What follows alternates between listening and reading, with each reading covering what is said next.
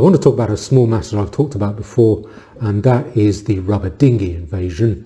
The small boats, particularly with the message, don't get distracted by this. Don't let this take up your attention, because it's intended as a piece of pantomime, theatre, a Punch and Judy show, misdirection, a way to get people's attention away from the main issue. And the main issue, I think, is twofold. Firstly, the massively larger numbers, 20 to 25 times larger by my calculation, who are coming in via lawful routes, through lawful immigration, gaining visas every year, between 1.1 and 1.2 million.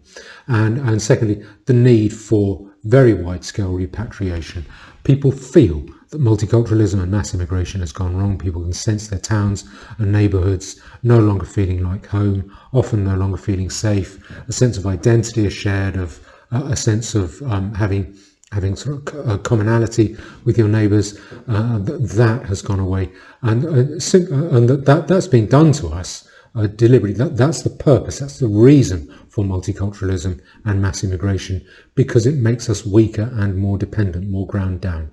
That makes us easier to rule, more manageable. That gives more power to the people who already have power, and that's their aim. And multiculturalism, mass immigration is a very, very good means to do that. And so they're doing that to us. And so that's what we are experiencing. And the rubber dinghy invasion, that is a very good way to divert people's attention away from the main meat of the main issue. That way too much legal immigration is happening every year, and way too much legal immigration in general has happened over previous decades, and that needs to be reversed.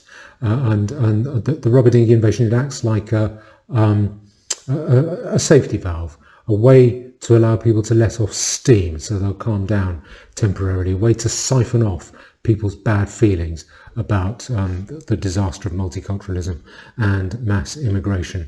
And it is working, because ordinary people, they have those bad feelings about mass immigration, but they're worried about getting fired, and survival always trumps people's concern with civilization. People will put survival first, so people won't speak out directly against mass immigration, but they will feel that they have permission to speak out about the small boats crisis, the rubber dinghy invasion, and so they'll do that, and that allows people to let off a bit of pressure, and that's why it's being done. It also offers a little bit of very tempting French bashing, which is fool's patriotism. So I think it is going to work as a distraction mechanism. Just don't join in it. Don't demean yourself by joining in with it yourself. Okay, what I'd like to do is to explain why I say that. Well, the reason I say that is because the methods that our government are purporting to adopt to combat the rubber dinghy invasion, they haven't worked. The more they're tried, the less they work. Rationally, when you look at them, you can see they can't possibly work. So our politicians must know that. But similarly, they will be very switched on to the PR effect, the fact that it allows attention to be diverted. So what I want to do is to explain why those methods can't work, and why it is still proving an effective way to divert people's attention. And I'll start with a little bit of theory. So if I go here, this is a little bit about maritime borders. I want to explain this. It is relevant. What you have. The basic law of maritime borders is that you have what's called the boundary. That's your coastline at low tide. So when the tide goes out, where the sea hits the beach, that is the boundary. And then 12 nautical miles, that's about 14, I think it's 13.8, say 14 normal miles, driving miles, out from that boundary. That's what's called territorial sea, if you can see that there. That is effectively the same country as the country it borders. So if you go out 12 miles north of Calais, or within 12 nautical miles, the law applies as if you were standing in Paris. It is under French sovereignty. The exception is that boats are allowed innocent passage up and down that water, but effectively it's as if you're still in France. 12 nautical miles further out from that, that's the contiguous zone where France could intervene if its customs, revenue, hygiene or immigration matters were affected. So that would affect the rubber dinghy invasion. But the key point is 12 nautical miles or 14 driving miles out. It's as if you were in France, and 12 nautical miles south of Dover, it's as if you were in the middle of London, as the law applies. Now that's relevant. I want to show you this article, or this map from this article. It's a hand-wringing article from the BBC. Don't need to go through that. Incidentally, in this analysis, I'm not taking account of any human rights legislation. You can assume, for the purposes of what I'm saying, that the Human Rights Act has been repealed and we've left the UN Refugee Convention. So what I'm looking at here is that this map that the BBC have kindly provided shows UK and French territorial waters, so 12 nautical miles out from the coast. And what you see, the bit where the migrants come across, they come across from the thinnest bit, where it's the shortest journey across the water, and that is between Calais and Dover. Let me blow that up a bit there. Hold on, if you let me just get that. Now, what you see is that is less than 24 nautical miles. Where that line is there, that is the place at which you go immediately from French territorial waters into British territorial waters. It's like a land boundary. There's no intervening buffer zone of high seas or international waters. So one second you're in France and French law applies. The next second you go over that line in the sea and you're in British territorial waters and British law applies. And what that means is that if you were to you hear people say, I saw a video with Lawrence Fox, the gift that never stops giving. I can't find it, but he's saying we need to bump back the boats into France, and his body language mirrors what he's saying. I think what he envisages is a kind of game of bumper cars between the UK border force and the rubber dinghies trying to get into Britain, and the idea being that we would bump them across the line back into France.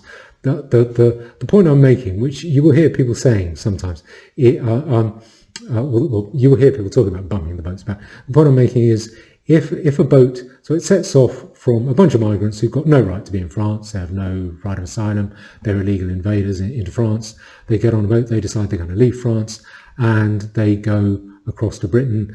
And let's suppose when they're on the French side, the border force go in and they bump the boats back, the rubber dinghy back further towards Calais. The French would have a lot to say about that, because that is the equivalent of us sending mob-handed coppers into Paris to arrest people who we think might be about to be pickpockets, let's say. The French wouldn't allow English cops to patrol the streets of France arresting people in case they were about to commit a crime. There'd soon be an international incident about that. We wouldn't allow French cops in the middle of London to arrest pickpockets. And that's what it would be like. It would be our heavies effectively going into France, and they wouldn't allow that. Similarly, if you imagine that rubber dinghy gets over the line into British waters and we bump the boat back into France, then France would have every right, and I would guess would complain, that Britain would effectively be illegal, enforced people traffickers, forcing people against their will into France, because they've left France, they had no right to be in France. Anyway, there's no reason why we should return them to France. Just the fact they've come from France, they come from a lot of other countries. We would have a right to return them to their original countries of origin, but there's no reason to return them to that I can see to return them to France. And anyway, they have left France. It doesn't, and we certainly wouldn't have the right to bump them back without France's permission. So that's nonsense. That's the kind of distraction, the kind of talk that people who want to be distracted by the rubber dinghy invasion, that's the kind of talk that they talk. Now, the second thing that you hear people saying is that what the French should do is they should patrol that area. That's the Pas de Calais, that corner there with Calais on the corner. The French police or French border police should patrol French territorial waters, and when they see a boat heading for Britain, they should stop it and tow it back to France. Well, why the French would want to do that, I've no idea. But the French are not going to do that, and I have every sympathy. I side with the French on that. The French are proud of their rights tradition, their citizens' rights. And a really good right that they have, that we have as well, is that you don't stop people leaving your country who want to leave. And if we said to the French, you've got to stop these illegal invaders who are in your country and have no right to be there, you've got to stop them leaving, the French would say, well, why? It's a right that everyone can leave. The countries that stop people leaving by building up a Berlin Wall are the Soviet Union, the Soviet bloc, or North Korea, really bad countries. What the French would say is, why should we compromise the freedoms that our citizens have just to do the UK's dirty anti-immigration work? If you want to stop them getting into your country, that's your business, you do it, but you get your hands dirty. Don't expect us to do your dirty work. We're not compromising on those rights. The second reason is that the only right, or the only reason that the French, the only legal right that they have to intervene, is if they can say that there is a threat to the safety of the people getting on the boats. And that's why you see French coppers in their boots running across the beach and stabbing those rubber dinghies occasionally to stop them getting into the water. What they're doing is they're saying this people trafficker is putting the lives of those migrants in danger by renting out a really unsafe boat to them for them to cross the channel. So we are allowed to stab that boat, to deflate it, to stop people getting into that boat in order to save them from danger. A little bit like if I went on a coaching holiday with an unscrupulous bus company who are running dangerous buses that were going to crash on the motorway and kill everyone. The police could use a stinger on that bus to stop it, and they could take me off the bus. And they could say, we're doing this and we're forcing you to do it because we're preventing you from being subject to the illegal dangers imposed by that coach operator. It's the same thing. Once those boats are in the water and they're bobbing around going towards the UK, it only increases the danger if the French police try to intervene, try to grab those boats, try to grab the people. The boat is more likely to tip over. Those invaders will inevitably say that a child fell over and drowned and start blaming the police, and who will know? And if they did that and someone drowned or a boat turned over, the copper on the boat responsible, he would probably face 10 years in jail. He would not get protected by the French state. He'd probably face 10 years in jail for manslaughter, and he doesn't want to do that. And coupled with that, you probably see riots throughout the whole of France in sympathy with whichever migrant drowned. So the French are not going to intervene once those boats are afloat and sailing away. So they only really have a chance to stop the boats when the bunch of invaders, when they've been hiding in the grass, and they jump up, put the rubber dinghy on their heads, run down the beach into the water, chuck the rubber dinghy into the water and get in. In that short couple of minutes, the police might be able to run along in their heavy boots, intervene, stab the boat and stop them getting on board, in order to supposedly to protect the safety of the migrants. That's the legal pretext that they can use for stopping that migration. They don't have the other powers, and I don't blame them if the French say, we are not taking the draconian measures you would demand of us in other parts of the country. We are not stamping down on migrants. We have virtual migrant villages, illegal migrant villages in Paris under the bridges, I think near Stalingrad station, or in Marseille, and we're not stamping down on them. Why should we do it in Calais just for you, just to save you, the British, doing your own dirty work? Instead, what gets focused on is the anodyne issue of people trafficking. Ain't it bad that people traffickers are the villains and we need to disrupt them?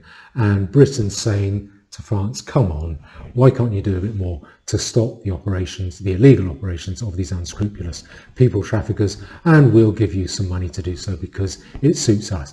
And I think the French are being very nice about it. They're going a lot further than I would be prepared to do. And the measures that are getting used are threefold, really. The first one is more coppers, more kit, and asylum centres, so that those invaders, those illegal migrants, can apply for asylum within France, with accommodation attached. And the British are providing some of the expenses of it. I think it's very nice of the French to do that, to lay that on in that corner of France. But I don't think it's going to work because, again, if I show you, if you look at this map here, I've kept it up here for a reason. If I show you that map, anyone going over to Britain from Dunkirk, or pretty much from the border with Belgium, that little grey line there, or down to Boulogne or south of Boulogne, if they go into Britain, they're pretty much going to go straight across that line, where they go direct from French territory into British territory. And that is about, I would say, about 125, maybe 130 kilometres. And that is a lot of coastline to patrol. And the only way that the French police could patrol it effectively would be if they had 24-hour shifts with a squad of coppers about every 200 metres, because it's a short distance for those illegal migrants to run down the beach, chuck the boat in the water, and then jump in. So, and if the coppers are too far away, they won't be able to intervene and catch up with them. So you would need a lot of policemen to intercept. I reckon, including to police that whole 125 kilometres, plus the hinterland in the Pas de Calais, and then all the admin cops, the people back in the control room, the people on the headsets, the people looking at video and drone footage. There will be at least 10,000 more coppers that you'd need. Just much more than I think we'd be prepared to pay for, more than the French would be prepared to pay for. I think the French would say, why should we spend all that money just to save you, Britain, a headache? You deal with your own headache. And they would also say, why should we drench this part of France with police? Why should we turn it into a police zone, a surveillance zone, just to keep you happy? We're not doing it in any other part of France. Why should French citizens have to put up with that just to solve the problem of turning back those illegal migrants? If you need to take tough measures to do it, you, Britain, you take tough measures. Don't think we're going to save you the trouble of taking those tough measures. And I agree with them. We should be taking our own tough measures and doing it ourselves. Okay, what I want to do is look at some of the measures that the UK and France have agreed to, and to show you, first of all, how pathetic they are. If I just do that, they're pathetic, and secondly, logically, that they just can't work, and they haven't worked. They aren't working. The rubber dinghy invasion is still ratcheting up and up and up. The boats are getting bigger and bigger. The motors are going to get bigger and bigger. I think it's going to increase. I think the incentive, what I conclude from that is that actually government wants the problem to continue, because it is such a useful distraction mechanism. It means that government ministers can get up and say macho, tough, brutish things which make them look like they're on our side, and but which accomplish nothing, and are intended to accomplish nothing except to distract us. So let me go back to where I was before. Now, this is the government's document, Irregular Migration, a timeline of UK-French cooperation. If I go down a bit, what you can see there is we have been trying we've been negotiating agreements with France over this, and the boats, and also people hopping on lorries at the ferries since 2014. So that's nearly a decade's worth of action, and it has failed worse and worse. The more we spend on it, the more agreements we have, and the more frequently we have agreements, the more it fails, the bigger the problem gets. So I think we can say that these measures don't work, they're not going to work. I want to explain what they are, because I think you'll see that there's no way they can work. They're not intended to work. So what do we conclude from that?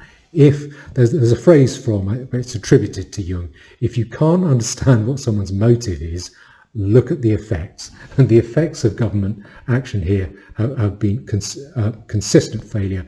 I think the motive is to fail. I think they want this to continue, because it takes our minds off the real problem. Okay, the big money, although these agreements 2015, 14, 15, 16, the big money started in 2018. That's the one I want to begin with. Now that was the Sandhurst Treaty. That was the treaty between the government of the United Kingdom, Great Britain, Northern Ireland, the government of France. It doesn't say the Sandhurst Treaty, but that's what it comes to be referred to. And it talks about commitments there. I don't know if you can see that. To further enhance, there's incredible sort of Orwellian type circumlocution there. Just a whole load of flannel, complicated technical language, legalese and diplomatic speak that means nothing, just to confuse people. To further enhance cooperation on managing their shared border, that means that line in the sea, and reduce the number of people attempting to cross it illegally at risk and safety to life. Well, okay, that's hot air. To work together to reduce migratory pressure at the shared border and on the French side of the Channel and North Sea, in particular by collaborating on information programs, so sharing information. And the other one is to make sure that at the bottom there is access to the asylum system in France and access to accommodation whilst an asylum claim is considered. So that's us handing part of the costs over to the French so that the French can build an asylum centre and accommodation in that near Calais, so that they can go to those illegal migrants and then say, you should apply for a French passport, not a British passport. I think that's very nice of the French to offer to do that. I don't want these people in my country, and they're offering to have them in their countries. And but my overriding point is there's no reason why an illegal migrant would do that. They don't want to stop in France. They've come all the way across Europe, up to the north of France, up to Calais, because they want to get to Britain. Also, if they apply for asylum in France, that's one of the very few grounds on which Britain can return one of those migrants to France. I think it's called, the Dublin Agreement or the Dublin Convention, which it's, if you've applied for asylum in France and you go to Britain before it's been decided, and Britain finds out about it, they can say, we're now returning you to France whilst your asylum claim there is being finalised. I think in 2016, 800 people, so not many people, were subject to that. But those, the smugglers and the people, they're basing their life on the chance of getting into Britain. They're going to know that that's an issue. That's not going to work. Sweet talking people into applying for asylum in France isn't going to work. All right, now the second one is enhancing joint cooperation on the transfer of asylum seekers, including unaccompanied minors between the two parties. I think that means making it smoother for them to come here. I think that might also refer to that Dublin Agreement where you can send people back under very, very limited circumstances. Increasing cooperation to return to their country of origin or to a country, that means increasing cooperation to return failed asylum seekers to their country of origin. Again, how do you increase cooperation on that? If they're a failed asylum seeker in Britain, you just get them on a plane. You don't need cooperation for that. This is all hot air. It's measures that won't work. And to implement in accordance with the applicable law a programme of mutually agreed specific measures to combat organised crime rings. Yeah, that's moralistic hot air. These organised crime rings are terrible. That's the real problem, and the safety of the migrant invaders. That is the real problem as well. It's again, this is nothing. These are measures can't work, won't work. I don't think they're intended to work. Their effect is cosmetic. They're intended to be a bit of pantomime. Okay, now the next one was the next agreement was a year later, 2019. And that agreement we put in 45.5 million quid. The next one is only 3.25 million quid. Still sounds like a lot of money to me. And that was in 2019. That was the Joint Action Plan. They always have these titles like this. The Joint Action Plan on Combating Illegal Migration. So aims, current actions. You get a lot of verbiage about what great actions we're taking, how effective they are, and then new actions. So the new actions are coordinating our efforts on land and at sea to prevent crossings. And first it's by police patrols. So increasing the number of coppers, French coppers on the beaches to try and prevent migrants running down to the beach with their rubber dinghies. And that's on land, that's three things. That's sharing information, and then security of ports, number two, and then number three, contributing to the production of a regular joint assessment of the migration and related organised crime threat. So again, that's about information. Then at sea, they will, the UK's National Maritime Information Centre and the French equivalent, they're going to share information about the maritime threat. And then migrants rescued at sea will be taken to a port of safety in accordance with international maritime law. Basically saying, don't worry, our border force will rescue migrants in rubber dinghies and carry them safely into port and then into a nice hotel. So that's That's what we paid 3.25 million quid for in 2019. Again, none of that is going to stop the flow of invaders, rubber dinghy invaders. So the next one is 2020. I can't find that on the internet. It's you have to have a very high boredom threshold to read any of these documents. I think that's deliberate. And this one, 2020, you'd have to have a very high boredom threshold to find that one. It's higher than my boredom threshold. I can't find it. So the one after that was 2021, and that was 54 million quid. And that was this one, a joint statement, the UK-France joint statement. So they're really acting together, a real team of the UK and France.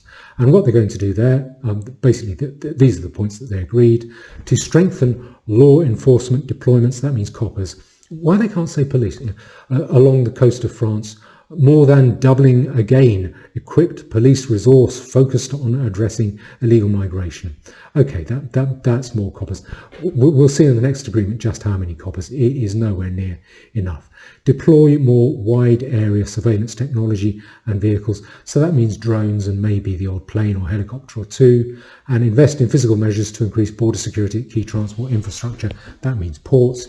Invest in centres dedicated to providing support to migrants across France and voluntary return to countries of origin. So setting up asylum processing centres around Calais. And more cops really is the main meat of that. And how many, I hear you ask? Well, I will show you in a minute. And I think the next one is in 2022. That one cost us 62.2 million. That's what we spent. I'm guessing France probably agreed to put in the same amount of money. That's the impression I get, though I can't find where it's stated anywhere. Now, the next one is in this one in the Joint Leaders Declaration. Sorry, that's the wrong one.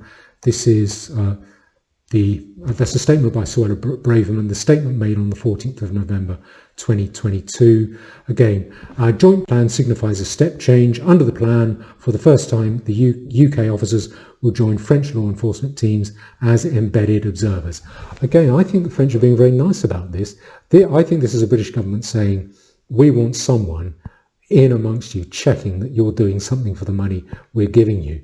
I don't think I'd want a French copper in my country checking up on our police. I think it's very nice of the French to allow it. And the UK has pledged 62.2 million to assist the delivery of our joint plan.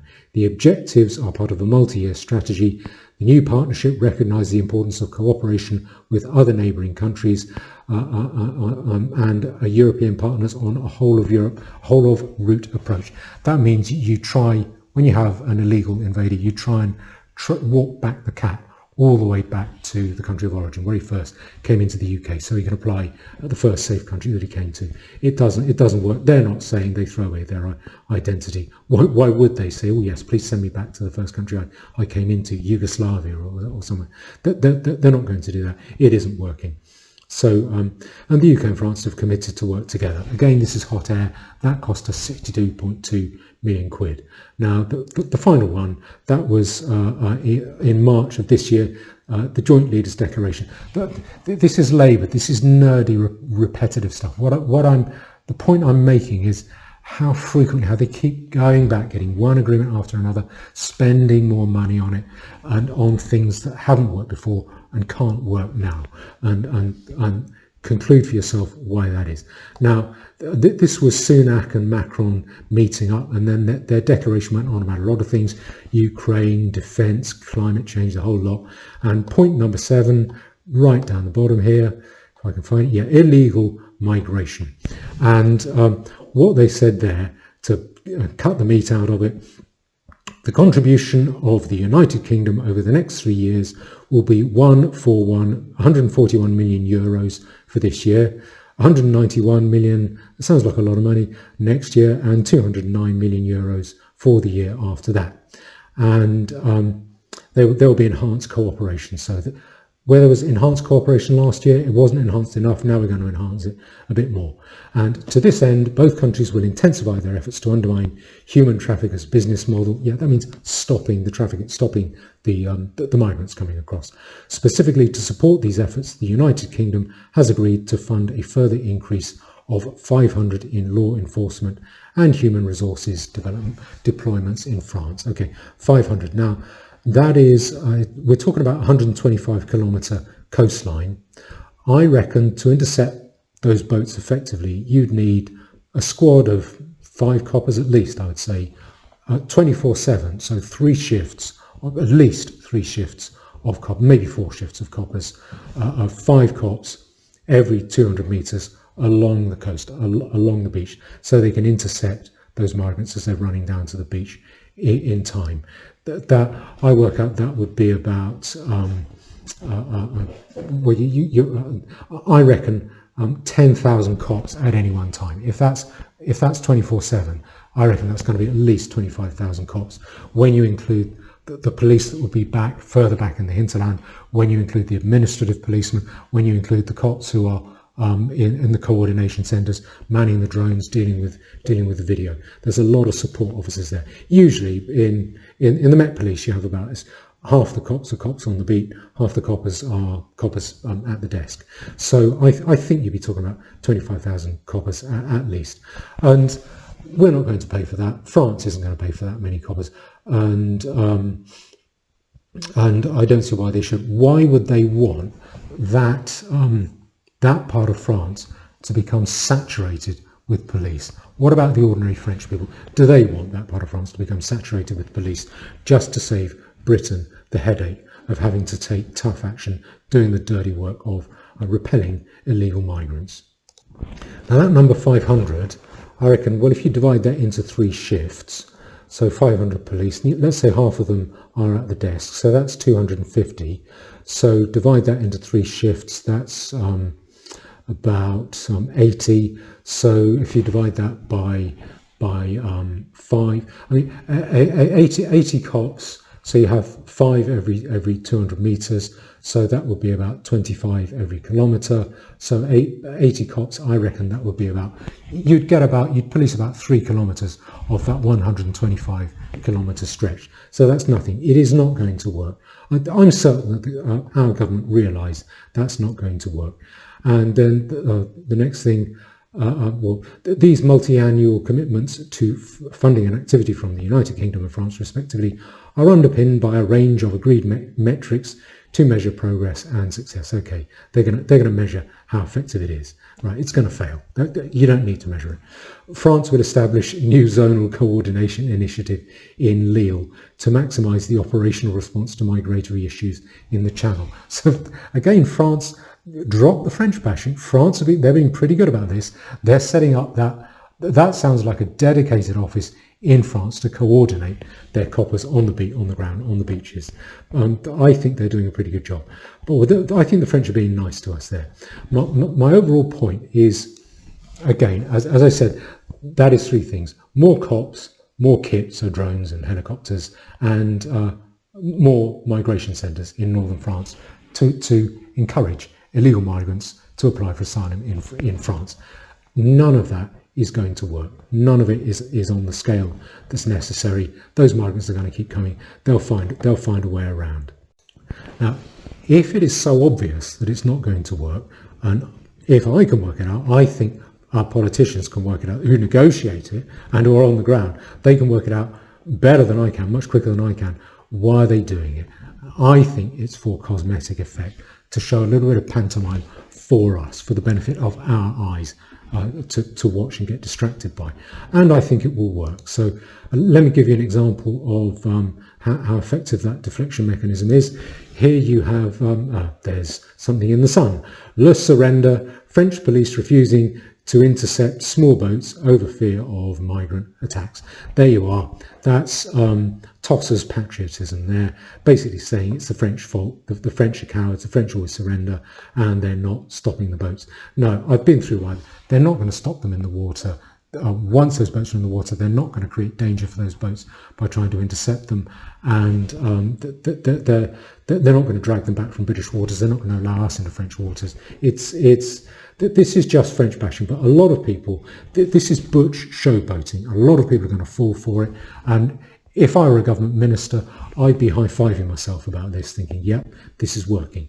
Attention is getting diverted from the real problem. Now with the left hand, we can increase legal immigration into Britain from Africa and from Muslim countries. And that is going to happen. I think the only the least unpleasant explanation that I can put forward for governments doing this is that they want to flood more and more cheap labour into this country in order to dump your wages, and that will reduce inflation. It will increase the profits of large businesses who coordinate with government. It will also increase demand and rents and property prices, and that means that property owners and big speculators in capital assets, they will stay wealthy, and that will give the illusion of an economy doing well, basically by grinding you down, making you poorer. So they're going to increase legal immigration, and headlines like this from the Sun take people's attention away from that. And then if we go to this one, this is the Sky News. This fella, Lee Anderson, he's deputy chairman of the Tory party. He refuses to apologise for F off back to France comment. Basically what he said is, if migrants don't want to get onto that boat, that barge down in Dorset, then they should F off back to France. What a tough guy. Isn't he a tough fella? If I was a Tory minister, I would say, well, the jackpot is when Nigel Farage does a rant stream in his bathwater with a beer glass in the soap dish, wagging a Union Jack in his left hand and zooming his Airfix model Spitfire around in the other hand, laying it on thick about those perfidious French, then I would say that is the jackpot. This distraction mechanism has dug up gold. It has worked. And lo and behold, oh, here we are. Oh, well, he's not quite in his bathwater, but here he is. That is Nigel Farage interviewing that fella, Lee Anderson, the deputy chairman of the Tory party, who's looking nice and macho, isn't he? He's in his nice macho t-shirt that shows off his big muscles and his nice butch tattoos and his cropped hair. He looks like a tough guy, the sort of person who's not afraid to say F off. And Nigel Farage is interviewing him there. I'll play a little bit of this just to give you some flavour of it. So hold on just a second. Because you've told illegal immigrants to F off back to France if they don't like going on the barges, the Bibi Stockholm, in Portland Harbour. Lee, you know, all of us at times in life go a bit too far, and we need to admit perhaps we've made a bit of a mistake. Are you apologising for the words you've uttered? No. What a tough guy. He's not apologising. That is red meat to civic patriots. It means nothing. I think the idea is that perhaps some illegal migrant and invader will say, oh my goodness, the deputy chairman of the Tory party, he has said that I should F off. I've come all the way from Afghanistan or Albania or Somalia. Well, if he's telling me to F off, I think I'll go, I'll leave. And it is just hot air, but it's intended to distract us. And I think it will. Now, that is butch showmanship, that is butch misdirection. What I want to show you here is the sort of intellectual misdirection. I wonder if it might be aimed at nerdy characters like me. This is a fella called Stephen Wolfe, and he seems to be quite popular on windbag shows like Talk TV and GB News. And I tried to find out a little bit about him just because I wanted to know who he was.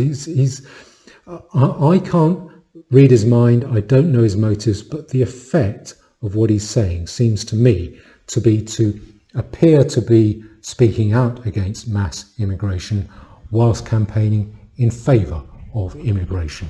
And I did a little bit of digging. Very, very slight. I looked him up on Wikipedia. What it says about this fella Stephen Wolfe is that from 2014 he was UKIP MEP, but resigned to become an independent MEP in October 2016, following his opposition to the party's overly negative policy on immigration. So he likes immigration a bit. And it comes down here.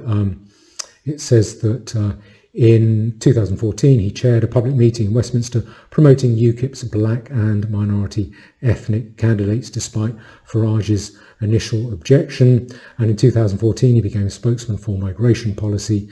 And it says that, and what he says, it shouldn't be based on merit, race, religion, colour or creed. Incidentally, shows like that, GB News or TV Talk, they should have as a Radio 1 jingle, I don't care about your race, religion, creed or colour, but there's too much of this sort of thing going on and it's high time somebody did something about it. If they could have that as a tape jingle like Radio 1 used to have, then that would save them time and effort. So you can see how he appeals to those channels. And his policy, his immigration policy, was taken up by Vote Leave and the Conservative Party during the Brexit referendum. So it's Conservative policies, basically. Wikipedia would appear to say that's what he was putting forward then, what is became Conservative Party immigration policy. Make of that what you will. I've tried to look up. He is billed, as you can see here, he's, let me just find, he is billed as being, I'm going over this a little bit because I want to show the sort of level, the way this distraction mechanism works. He's Stephen Wolf, Centre for Migration and Economic Prosperity. That's his organisation. I can't find anything about this. I found under that URL a picture of Chairman Xi, and it was obviously a dead web page. Can't find it anymore. All I can find is this Twitter page.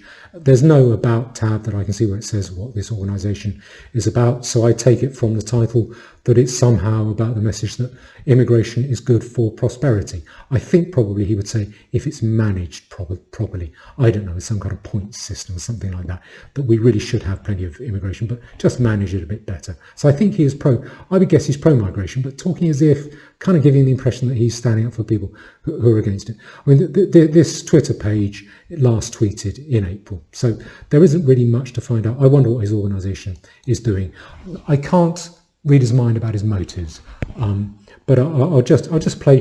What he's saying is that the UN should be reformed to make it clear that it's a crime to be an illegal immigrant. Well, fat lot of good that'll do. I mean, I don't think that'll cause any more than to get sent back. The second thing is that the Schengen area should have tougher borders. Well, we were never in the Schengen area. How are we going to persuade them to do that?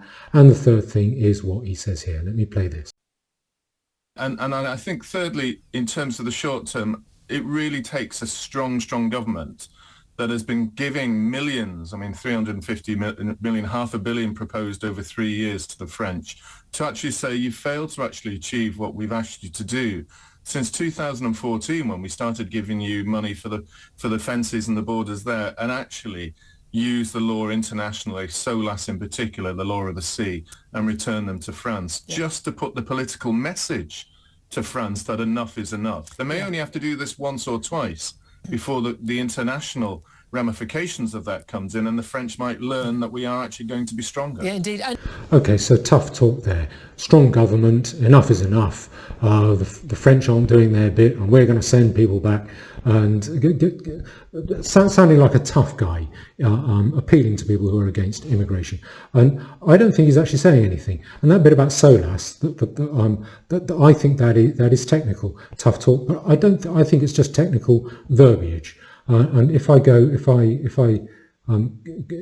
here, SOLAS, what he's referring to, that is the safety of lives at sea. That's a convention under the International Maritime Organization. So members of the International Maritime Organization agree. It's basically what that's about is saying that if you put a ship to sea, it has to be safe, and all the countries coming together to say, we won't give, if a ship is registered with us, we won't give it a dodgy MOT, because that I think that was a problem in the 70s. So in 74, that was entered into. None of that applies to illegal. None of that would apply to the rubber dinghy invasion, because it's, or very little of it, it is aimed at merchant shipping. Now the rubber dinghies, they are not merchant shipping. They're not carrying any goods or anything that anyone values. All it is those highly parasitic migrants. And the only bit that might apply is Chapter 5. And that specifically says that this applies to any boat, even a pleasure craft. So if I go out sailing with a few mates in a dinghy sailing across the channel, or sailing out to the Isle of Wight, then I can get prosecuted if my boat is unsafe. It imposes a duty on governments to prosecute individuals who go out in unsafe boats, and that applies to all boats. None of it. I mean, you can read that here, and that's chapter 5, safety of navigation. You can read about that on Wikipedia. That's the Wikipedia page. And if you're really nerdy enough, you can read the treaty itself. I am nerdy as I am. I am not nerdy enough to read that. It is too boring.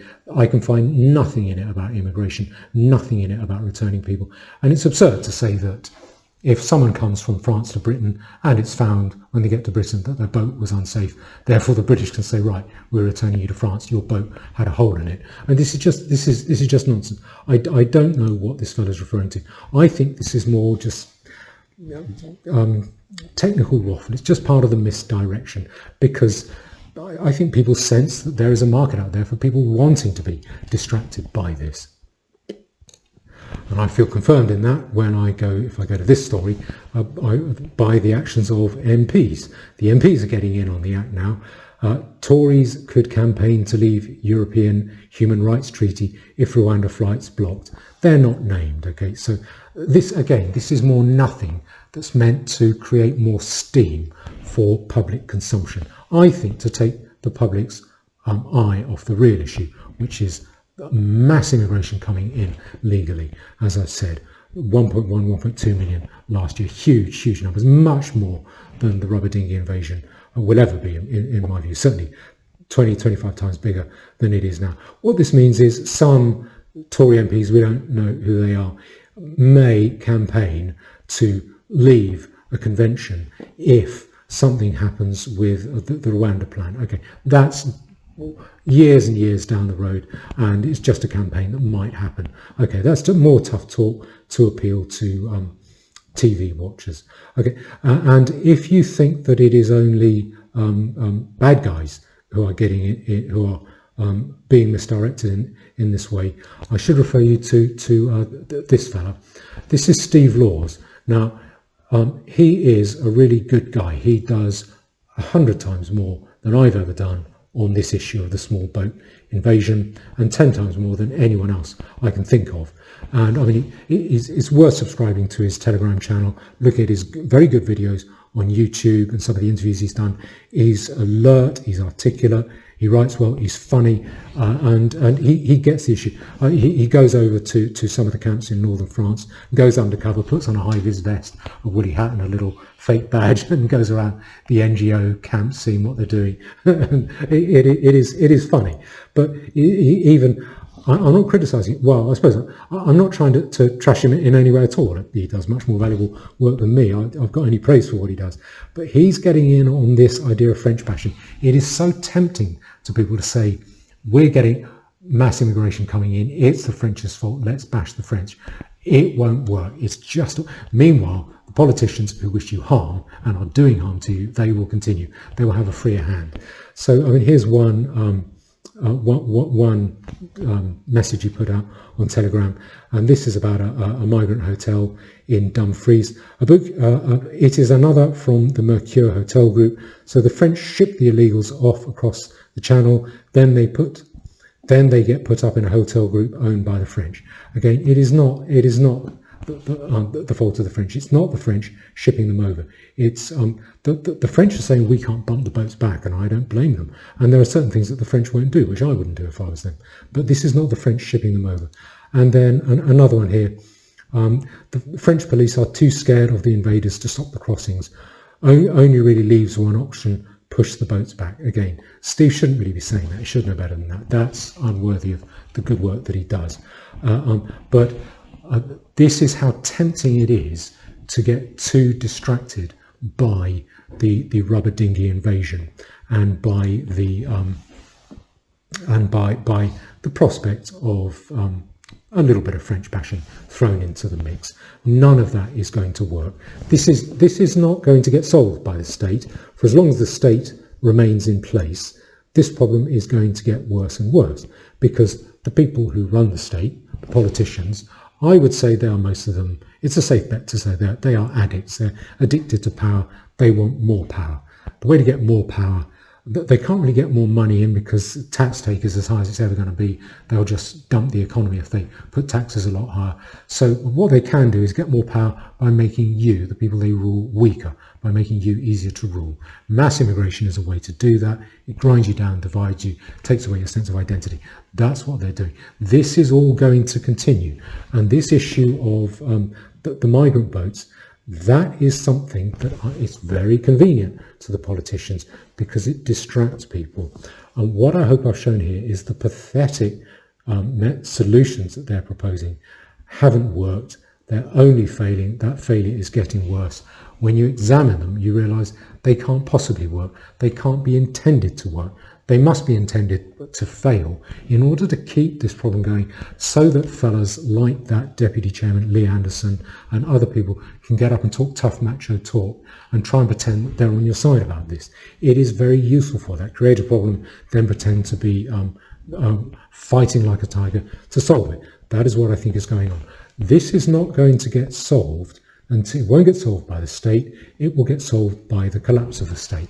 When the state collapses, I think for economic reasons, we will then have to deal with our problems ourselves, grouping together, collectivizing individually, as individuals grouping together. When we are forced to rely on our own mettle and sort out our own problems by ourselves, you will see that we develop quite sharp minds and hard noses and really clear eyes as well in dealing with our problems. And I think we will simply deal with the problem. What I suspect we will need to do is to go back to the historical position, which has never been that asylum is a right to everyone in the world. You can claim asylum in Britain. Asylum in Britain, refugee status in Britain, has always been an act of generosity that we, historically, so until recent times, has been an act of generosity that we might grant to small numbers if they are good to us, if we like them, if they are like us. So the classic example that always gets quoted is the Huguenots, the French Protestants throughout the whole of the 17th century, about 50,000 throughout the whole of the 17th century. That's about a couple of weeks worth of legal migration coming in, maybe between 1 and 2 weeks worth of legal migration coming into this country today. But that was throughout the whole of the 17th century.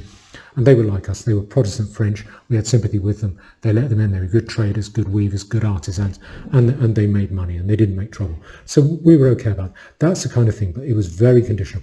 I think we will go back to that. But in the meantime, I think this whole small boat saga, the rubber dinghy invasion, that is red meat for the politicians because it takes us off the scent. And as you can see, I think it is working. My advice to you is don't demean yourself by allowing yourself to get distracted by this. Focus on the real issue. And that is stopping the huge numbers coming in legally. And crucially, how we repatriate tens of millions of people in a reasonably peaceful, humane way out of our country once the state has gone down. No one is thinking about that. Everyone is obsessing about the rubber dinghy invasion. That's relatively a non-issue. It's trivia. We need to think about how we accomplish that mass repatriation. Tens of millions of people who are not going to want to go. How we can accomplish that, how we can achieve it without dirtying our hands too much. And that's what I would advise you to do. Don't distract yourself with the rubber dinghy invasion. Go away, read poetry, make love, do some gardening, do something else. Ideally, spend that time working out a repatriation plan. That's what I recommend you to do. Thanks very much.